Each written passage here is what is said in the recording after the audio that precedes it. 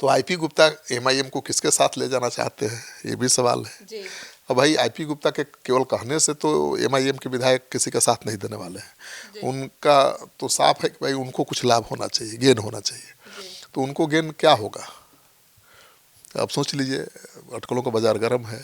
अब horse trading होगा, जोड़ तोड़ की राजनीति होगी, क्या होगा कहना बड़ा मुश्किल है, इंतजार करना चाहिए। और अब समय कहाँ है, अब तो सब कुछ क्लियर हो गया है, एक सीट को लेकर पेच फंसा है। और जब 5वें उम्मीदवार का नाम का ऐलान होगा तब पता चलेगा कि उम्मीदवार में कितना दम है, वो अपने बलबूते पर कितने विधायकों का जुगाड़ कर सकता है। क्योंकि 3 विधायकों का जुगाड़ करना महागठबंधन के लिए बहुत मुश्किल काम है। जदयू के संपर्क में एआईएमआईएम के विधायक, फिर से है पार्टी के टूटने का खतरा।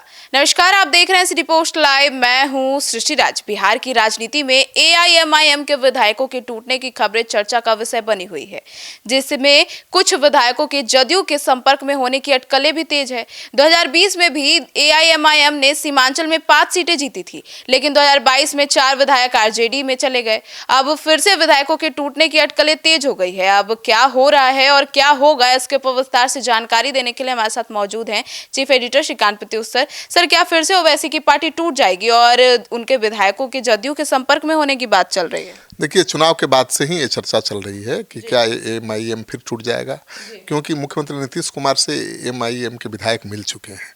तो जब विधायक मिले तो ये सवाल उठने लगा।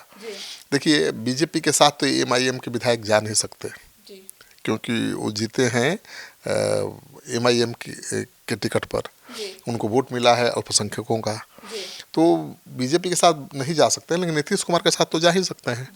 नीतीश कुमार बीजेपी के साथ रहते हुए भी अपने सेकुलर क्रेडेंशियल को बचाए रखा है, कभी उस पर आँच नहीं आने दी।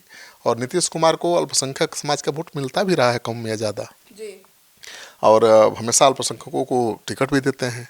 तो जब एमआईएम के विधायक उनसे मिलने लगे, कारण चाहे जो भी हो, विधायक तो अपने क्षेत्र की समस्या को लेकर भी मुख्यमंत्री से मिल सकते हैं, लेकिन जब एमआईएम के विधायक मिले तो यही अटकलें तेज हुई कि कहीं ये पाला तो नहीं बदलने वाले हैं, क्योंकि एमआईएम का तो इतिहास ऐसा ही रहा है। जी सर, पहले भी एआईएमआईएम के विधायक टूटकर पाला बदल चुके हैं। हाँ बिल्कुल, पिछले चुनाव में भी 5 जीते थे एमआईएम के विधायक, और उसमें से 4 चले गए आरजेडी के साथ 2022 में। 2020 में जीते थे और 2022 में आरजेडी में चले गए थे, और उसको लेकर कितना नाराज रहते हैं एमआईएम के सुप्रीमो ओवैसी। हालांकि उन्होंने फिर से 2020-25 के चुनाव में आग्रह किया था तेजस्वी यादव से कि महागठबंधन में उनके दल को जगह दी जाए, लेकिन तेजस्वी यादव ने साफ इनकार कर दिया। तो उसके बाद तो कटुता और बढ़ गई है। भाई, उनके पार्टी के 4 विधायक तो आप तोड़ लिए, तो आपके प्रति अच्छा भाव तो रहेगा नहीं। बिल्कुल नहीं। आप नहीं देखते हैं, मुकेश सहनी के 4 विधायकों को बीजेपी ने तोड़ लिया था, तो अब तक वो कहते रहते हैं कि 4 का बदला 40 से लेंगे। तो मुकेश सहनी नहीं भूल पाए, तो ये ओवैसी कैसे भूलेंगे?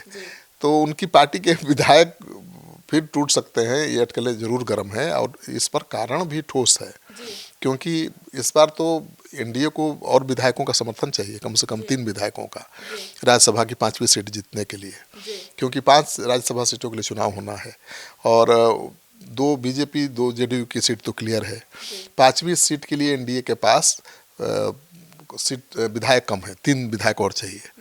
और आरजेडी की स्थिति ये है कि आरजेडी को जब तक एमआईएम, बीएसपी और आईपी गुप्ता का समर्थन नहीं मिलेगा, कांग्रेस का समर्थन नहीं मिलेगा, के अलावा तमाम सारी पार्टियां, हाँ बिल्कुल, तमाम सारी पार्टियां गोलबंद हो जाए और वोट कर दें, आरजेडी के साथ खड़ी हो जाए, तभी आरजेडी एक सीट निकाल सकता है।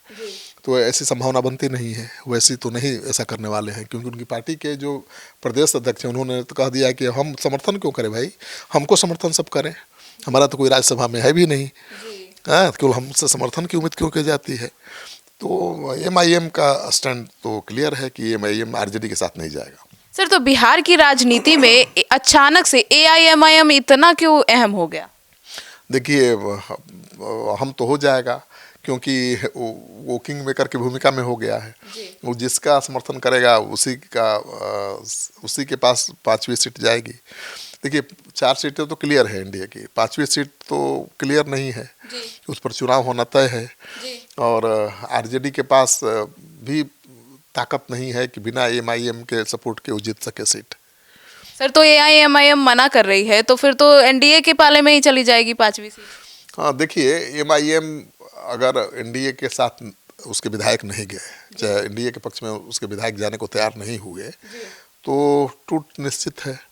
क्योंकि एनडीए चुपचाप तो बैठेगा नहीं, और 5 में से 3 विधायक तोड़ना कोई बड़ी बात नहीं है। क्योंकि सत्ताधारी दल है ना भाई, एनडीए की सरकार है, जो विधायक समर्थन करेंगे उनको इनाम भी मिल सकता है। तेजस्वी यादव के साथ परेशानी ये है कि उनके पास देने के लिए कुछ नहीं है। अगर एमआईएम के विधायक उनका समर्थन भी कर दें तो क्या मिलेगा उनको। हाँ, तेजस्वी यादव ऐसा उम्मीदवार दे दें जो 3-4 विधायकों को खरीद ले नोट के बल पर, तब तो खेल हो जाएगा। लेकिन एनडीए भी चुप बैठने वाला नहीं है। एनडीए के पास देने के लिए तो सब कुछ है ना भाई, धन है, बल है, पावर है, कुर्सी है, तो कोई भी चीज़ एनडीए देने में सक्षम है ज़्यादा। तो ये बड़ा दिलचस्प बना रहा है चुनाव को।